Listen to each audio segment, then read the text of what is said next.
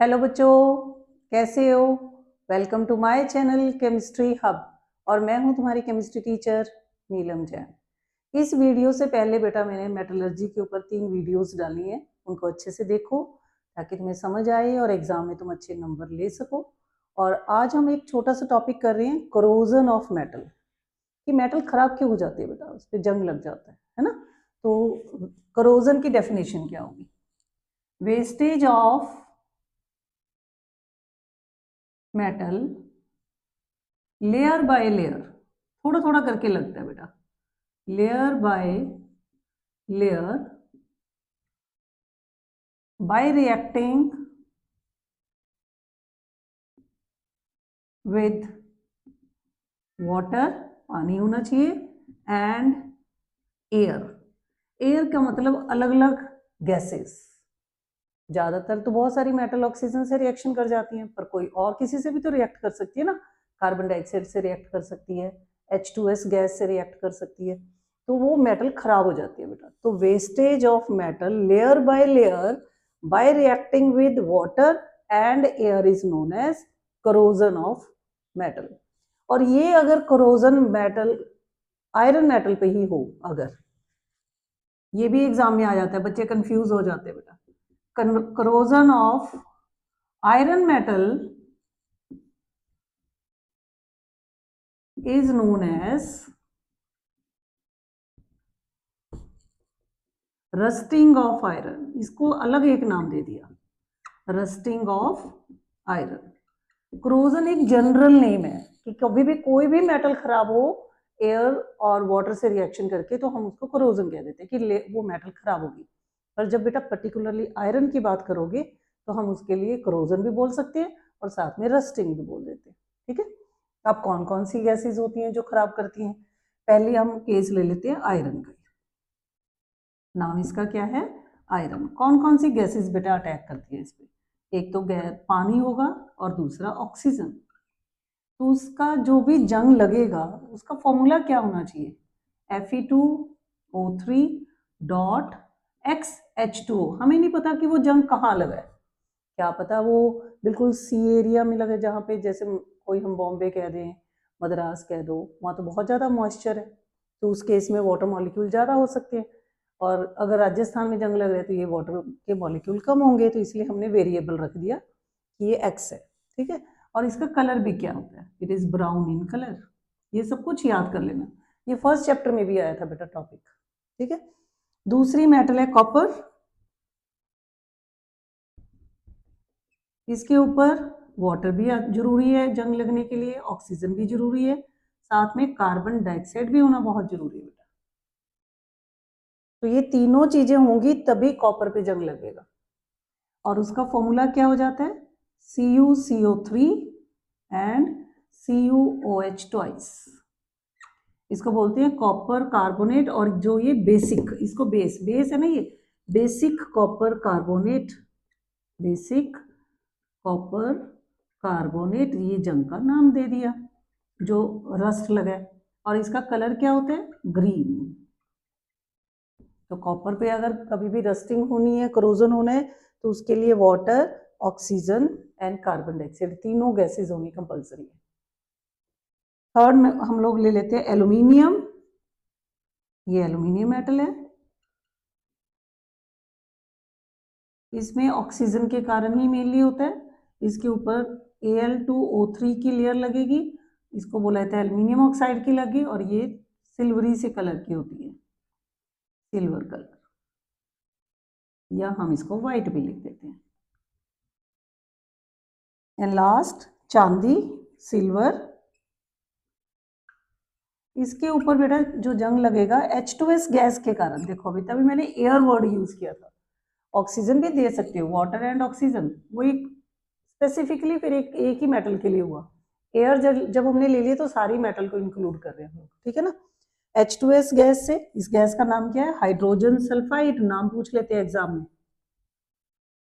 Hydrogen sulphide gas है। तो जब ये इसके ऊपर रस्ट लगेगा, जंग लगेगा, उसका फॉर्मूला होगा Ag2S, Ag2S, silver sulphide.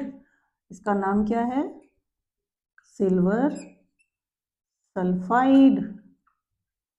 Colour क्या होगा बेटा इसका? ब्लैक। तो ये तो एक हमने सभी मेटल जो सिलेबस में अपने फर्स्ट चैप्टर में भी आए और ये तुम्हारा मेटल नॉन मेटल में भी है, इसको एक तरह से पूरा याद कर लो तो तुम्हारा फर्स्ट चैप्टर भी अपने आप साथ साथ रिवाइज हो जाएगा कि किस मेटल पे कौन कौन सी गैसेस हों, ताकि उस पर जो जंग लगेगा उसका कलर क्या है, उनका नाम क्या है। इसको फेरिक ऑक्साइड बोल देते हैं, ये भी याद रखना है, फेरिक ऑक्साइड। और कौन से वाला है ये? हाइड्रेटेड, पानी वाला, हाइड्रेटेड फेरिक ऑक्साइड। आयरन पे जंग लगेगा। कॉपर पे जब लगता है उसका नाम है बेसिक कॉपर कार्बोनेट। एल्युमिनियम पे जो लगता है सिंपल एल्युमिनियम ऑक्साइड का ही।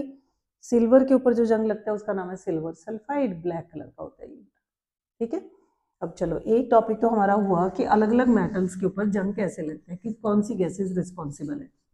अब एक एक्टिविटी तुम्हारे दी हुई है इस टॉपिक में, उस एक्टिविटी में वो प्रूव करके बताते हैं कि जो ये मैं बता रही हूँ कि आयरन पे जंग लगता है वो उसके लिए वाटर एंड ऑक्सीजन दोनों होना बहुत जरूरी है। तो क्या ये सही मैं बोल रही हूँ कि ऐसे ही बोल दिया भाई, चलो जो भी मन में आए। तो ये प्रैक्टिकली प्रूव किया उन्होंने। इसके लिए एक बहुत अच्छा सा प्रैक्टिकल है, ये डायग्राम भी आ जाती है एग्जाम में।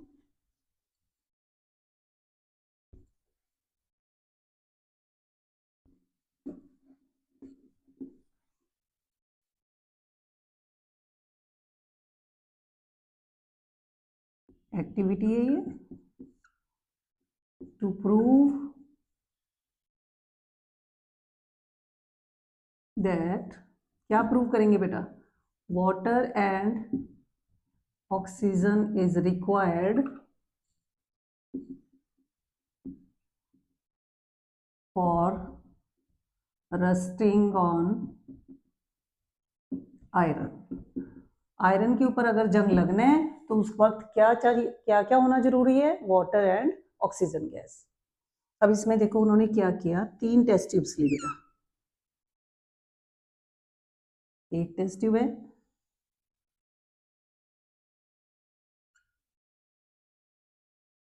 ये सेकेंड टेस्ट ट्यूब ले ली,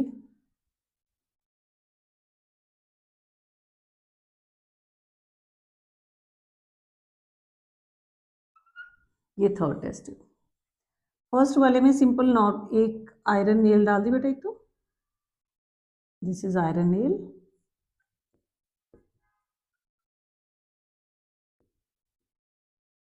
इसमें वाटर भी डाल दिया, नॉर्मल वाटर है ये।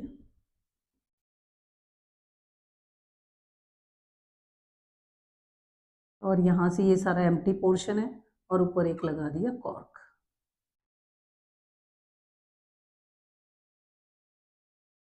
This is test tube A, this one is B and this one is C. B में अब क्या किया इन्होंने, बिल्कुल यहां तक पानी लिया बेटा, पर ये कोई खास पानी ले लिया अलग से वैरायटी का। अब वो पानी कैसा है बेटा? ये वाला बॉइल्ड वाटर। तो कभी घर पे देखना तुम अपने आप से, जब भी पानी को अपन बॉईल करते हैं ना उसमें बबल्स निकलने शुरू हो जाते हैं जब पानी बहुत गर्म हो जाता है।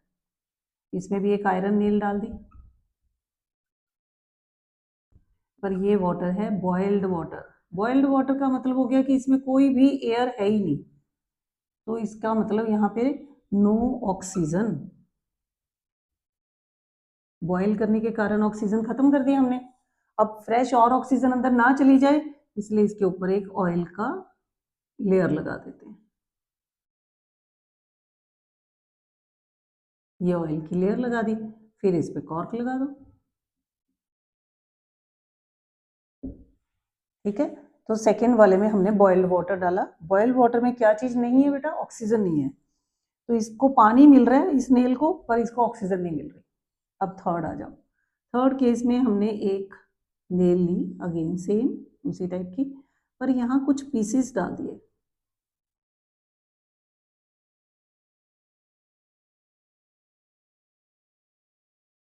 ये पीसेस में क्या है, इनका खासियत क्या है? दीज आर एनहाइड्रस, एनहाइड्रस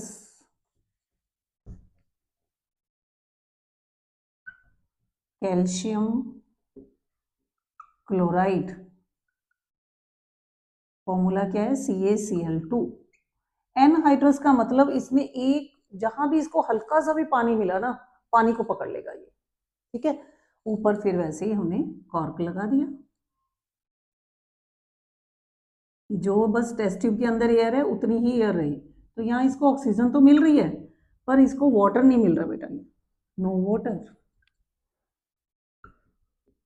अब पहले वाले में देखो क्या आ रहा है, यहाँ इसको एयर भी मिल रही है, ऑक्सीजन भी है, और इसके पास वाटर भी है। तो इसको oxygen and water both are present, इसको तो दोनों ही मिल रहे हैं, तो इस पे तो पूरा फुल जंग लगेगा भाई, ये तो एकदम से रस्टिंग हो जाएगी। तो जब तुमने टेस्ट ट्यूब ए निकाल के देखी, तो इसमें टेस्ट ट्यूब ए के ऊपर प्रॉपर एकदम जंग लगा हुआ मिलेगा, रस्ट लग गया इसके ऊपर। क्यों लगा, क्योंकि इसको ऑक्सीजन एंड वाटर दोनों मिल रहे थे, और वाटर और oxygen both are required for rusting. तो ये हमें प्रूव कर रहा है कि जिस आयरन नेल को ऑक्सीजन भी मिली है और पानी भी मिला है, उस पर जंग लगेगा। इस पे नो रस्टिंग, कोई जंग नहीं लगेगा बेटा, इसमें भी कोई जंग नहीं लगेगा। तो यहाँ क्यों नहीं दोनों में जंग लगा, जब हमने नेल निकाल के देखी, it is very clear nail, कोई उस पर जंग नहीं लगा, इसके ऊपर भी कोई जंग नहीं लगा। तो रीजन क्या है कि यहाँ पे हम कहेंगे इसको ऑक्सीजन नहीं मिली, क्योंकि हमने बॉइल्ड वाटर ले लिया था। बॉइल्ड वाटर का मतलब जब पानी को बॉयल किया, उसमें थोड़ी बहुत भी जो डिजॉल्व ऑक्सीजन होती है ना, वो भी हमने निकाल दी। तो जब इस नेल को ऑक्सीजन ही नहीं मिली, तो जंग नहीं लग सकता। थर्ड वाले में हमने एनहाइड्रस कैल्शियम क्लोराइड डाल दिया, वो ऐसा कंपाउंड है जो एयर में से मॉइस्चर को एब्जॉर्ब कर लेता है। पहले तो एयर ही बहुत थोड़ी थी, और ऊपर से हमने कॉर्क बंद कर दिया ये लगा के, उस एयर में से भी अगर एक आध कोई ड्रॉप पानी का है, उसको भी इस कैल्शियम क्लोराइड ने एब्जॉर्ब कर लिया। अब यहाँ कोई पानी नहीं मिला, इसलिए इस पे भी रस्ट नहीं लगा। तो ये पूरी एक्टिविटी हमें प्रूव करती है कि rusting of iron can take place only when it get both two things, one is oxygen and other one is water. अब हम चाहते हैं कि इसको रस्टिंग ना लगे, क्योंकि हम ये थोड़ा चाहते हैं कि आयरन के ऊपर हमारी मेटल पे जंग लग जाए। तो कैसे बचाएंगे मेटल को, नेक्स्ट अपना इसी में टॉपिक आएगा, प्रिवेंशन ऑफ रस्टिंग।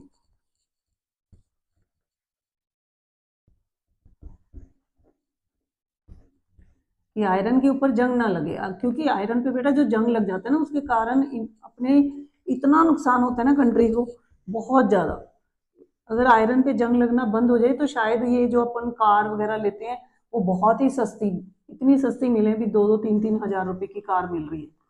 तो इतनी महंगी जो कारें मिलती हैं, उसका रीजन ये है कि आयरन को पहले तो देखो, जो अपन मेटलर्जी किया था, पूरा मेटलर्जी के प्रोसेस के थ्रू निकालना पड़ता है, उसमें बहुत खर्चा हो जाता है। फिर वो मेटल को जब निकाला इतना पैसा लगा के, और फैक्ट्री में जब रखा, तो फैक्ट्री में एक दिन में तो कार बनने वाली नहीं है, उस पर जंग लग जाता है, आधी तो आयरन वहीं खराब होगी, ठीक है ना। इसलिए कारें, और कोई भी आयरन की चीज ले लो, मैंने तो वैसे ही कार की बात बोल दी। तो ये जो आयरन है, उस पर अगर जंग ना लगे, तो कोशिश करते रहते हैं साइंटिस्ट कि हमें चीज सस्ती लेनी है, हमारी आयरन वेस्ट ना हो। तो उसके लिए हम करेंगे अब प्रिवेंशन ऑफ रस्टिंग, आयरन पे जंग ना लगे। तो फिर आयरन के ऊपर, मेटल के ऊपर जो उसका सरफेस है ना, वहाँ कुछ ना कुछ और चीज लगा दो, ताकि उस पर एयर और वाटर का कांटेक्ट ही ना हो पाए, ठीक है ना। तो क्या क्या कर सकते हैं हम, उसके ऊपर पेंट कर दें, ऑयल लगा दो, अप्लाई ऑयल। थर्ड है ग्रीजिंग कर दो,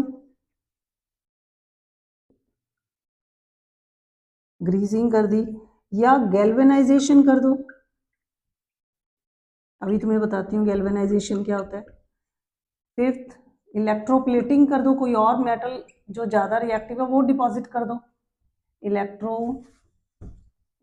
प्लेटिंग कर दो।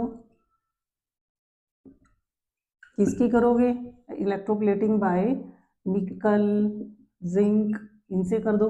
और लास्ट है कि उसका एलॉय बना दो बाय मेकिंग एलॉय।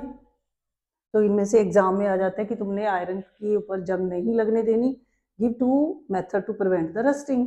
तो इनमें से कोई भी दो दे सकते हो, ठीक है ना। अब गैल्वेनाइजेशन की पर्टिकुलरली अगर एग्जाम में आ गई, इन दोनों में क्या फर्क है, देखो इसमें भी कुछ ना कुछ डिपॉजिट कर रहे हैं, यहाँ पे भी हम डिपॉजिट कर रहे हैं। यहाँ जिंक में चलो अवॉइड करती हूँ, निकल की एग्जांपल ले लो। गैल्वेनाइजेशन का पर्टिकुलरली क्या होता है कि it is a process of depositing zinc on iron metal by heating. Heating करके अगर तुमने जिंक मेटल को आयरन के ऊपर लगा दिया, डिपॉजिट कर दिया, तो हम उसको बोलते हैं गैल्वेनाइजेशन कर दिया। It is a process of depositing zinc on iron by heating. Electricity से नहीं कर रहे हैं बेटा। और इलेक्ट्रोप्लेटिंग में क्या होता है, it is a process of depositing some more reactive metal. अब वो रिएक्टिव मेटल निकल हो सकती है, क्रोमियम हो सकती है, बाय इलेक्ट्रिसिटी। तो ज्यादा रिएक्टिव मेटल निकल भी है, क्रोमियम भी है, जिंक भी है। जिंक को अगर तुमने डिपॉजिट करना है तो सिर्फ हीट से अगर कर रहे हो तो उसका नाम है गैल्वेनाइजेशन कर रहे हैं। निकल क्रोमियम को डिपॉजिट कर रहे हो बाय यूजिंग इलेक्ट्रिसिटी तो उसको बोलते हैं इलेक्ट्रोप्लेटिंग कर। या 2-3 मेटल को हम मिक्स कर दें, इस पे एक नया टॉपिक, ये पूरा मैं अभी न्यू इसकी वीडियो बनाऊंगी और वो फिर अपन अपलोड करेंगे। ठीक है, तो ये सारा आज हमने किया क्रोजन के ऊपर पूरा, कि क्रोजन क्या होता है, wastage of metal layer by reacting with water और एयर। फिर कौन सी मेटल पे किस टाइप की गैस रिएक्ट करती है वो मैंने सारा समझा दिया। आयरन की एक एक्टिविटी एनसीईआरटी में दी हुई है, उस एक्टिविटी को अच्छे से समझना, और प्रिवेंशन ऑफ रस्टिंग। तो कैसे कैसे हम आयरन के ऊपर जंग लगने से रोक सकते हैं, वो सारे मेथड याद रखने बेटा। ठीक है, गैल्वेनाइजेशन की पर्टिकुलरली एग्जाम में एक डेफिनेशन आ जाती है, तो इसको गैल्वेनाइजेशन को ध्यान से याद करना है। तो वीडियो अगर अच्छी लगी तो इसको लाइक करना, शेयर करना, सब्सक्राइब करना। Thank you.